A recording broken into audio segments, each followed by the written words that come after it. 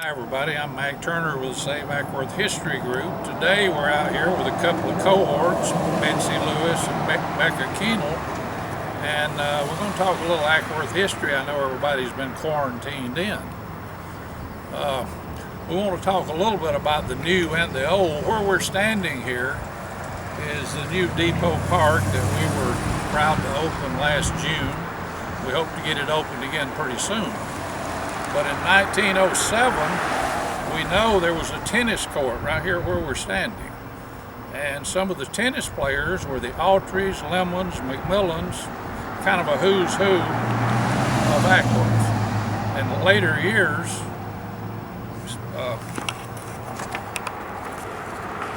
this was a parking lot.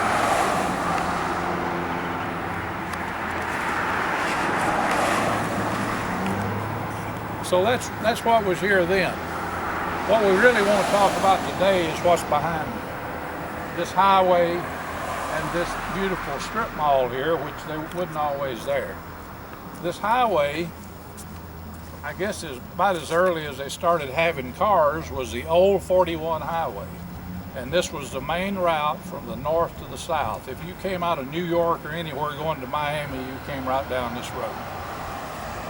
There was so much going on this road back then. There was motor courts, restaurants, chenille places, pottery, you name it. It was on this road trying to get the people from the north money.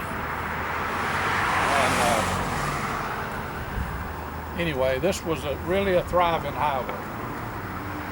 Now on the other end, that was the Litchfield house, right there where that beautiful mall is. The earliest we can trace that back is 1868. We have newspaper articles. We don't know if it was there before the Civil War or not. We're still trying to find out. But it was an elegant 36-room hotel. And right to the right of where I'm standing was two houses. The McLean house, George McLean, who owned the hotel at one time, and the family of Davenports, and they were related through marriage. You see the picture of the hotel. There's a picture of the hotel, a beautiful, elegant hotel that we know was back to 1868.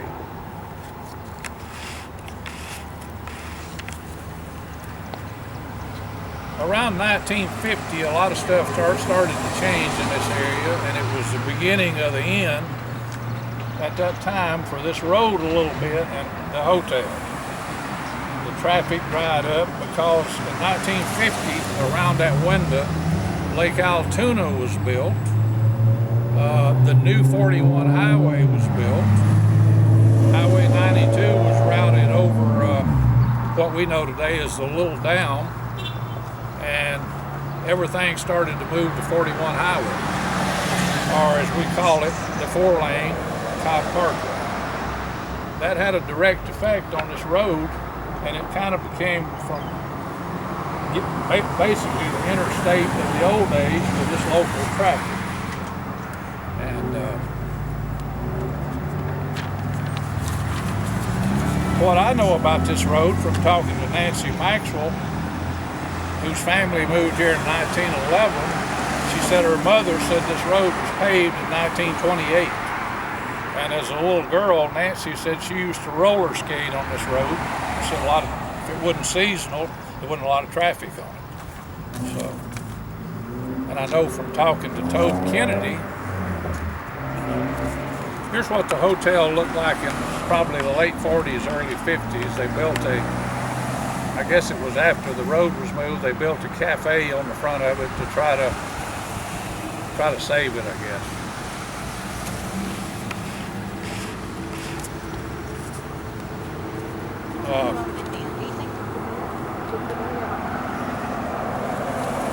1961, the hotel lasted about 11 years after the 1950 debacle, and it was torn down in 1961 and gave way to the Battles or H&D Supermarket.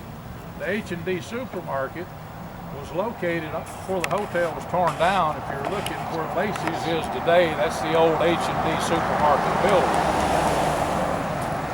when the hotel was torn down, shortly thereafter, they built a new H&D. In one of these buildings here, I think it's the big one where Emory was at. Later on, that was Battles, and I think, talking to Jim Eaton for a short time, that was Piggly Wiggly. I don't remember that, but I'm sure he knows more about it than me.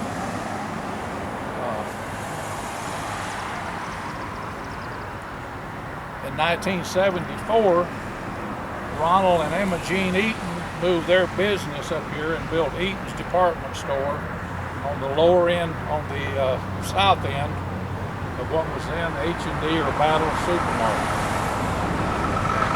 Also